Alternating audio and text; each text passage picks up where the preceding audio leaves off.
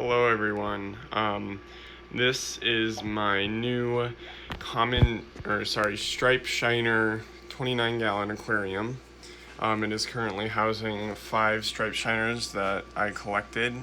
I caught these in a minnow trap, and as bait, I just put some turtle pellets in there, and I think I caught close to 24 striped shiners with that trap. So I only took 5 home, and I had 100% survival rate from these guys. But it's been about a week or so since I have collected them, and they are doing great. I'll show a video at the end of, after I'm talking, of these guys eating dried foods, and I've been feeding them dried Daphnia and Corella flakes and fluval bug bites, and they are loving it. But I also might sprinkle in some bloodworms here and then, and maybe brine shrimp too. Yeah, this tank, as you can see, has tons of Malaysian trumpet snails, but I mean, they're not causing any issues. So yeah, I mean, it's just they're there. They're actually probably cleaning this up a little bit because I had a ton of algae in the back. I still do have a ton of algae, but they've definitely cut back on it. So but yeah, these shiners are amazing. They'll get really nice pink and sort of tannish in breeding season. And yeah, so these guys are definitely not fully colored. I'm not really sure what the ratio is of males and females. If I had to guess, I would say that I have 3.2, which is 3 males and 2 females, but that's just a guess. So this one looks like a male, and that one, and then that one probably, and then that's a female, and the one in the back is a female.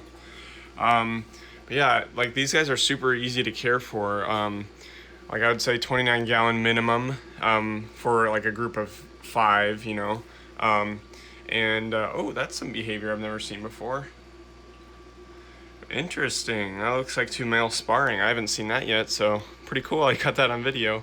But yeah, you'll notice I don't have a power head in here, and that's because where I collected them, the stream was not flowing. I probably will put a power in here eventually, but basically what the stream is once it rains heavily, then it'll start flowing and it'll get really murky and everything. But then I would say more like 80% of the time, it's just like pools, just like along the stream, and then just a tiny trickle of water coming from each pool. So yeah, these guys do not need a power head. They're doing amazing without it. Obviously I gave them a sponge filter with a lot of air, and yeah, I mean, they're doing amazing. As far as plants go, I have jungle val and some mystery floating plant. Not sure what kind it is, but I have it all over in my tanks. So yeah, these guys are really nice fish. Definitely not the prettiest. I think that common shiners, which look very similar to these guys, are prettier in my opinion. But these guys are cool too. So highly recommend these. I have not seen any YouTube videos of these fish in captivity, so that'll be interesting. So like, as far as just care and breeding, I don't know anything about breeding, but care is very easy. I've already like gone over the feeding, and just make sure you sprinkle in, like, they obviously eat dry foods, which is very interesting because I didn't know that they would do that. I just kind of tested some dry foods in there, and they started going all over it.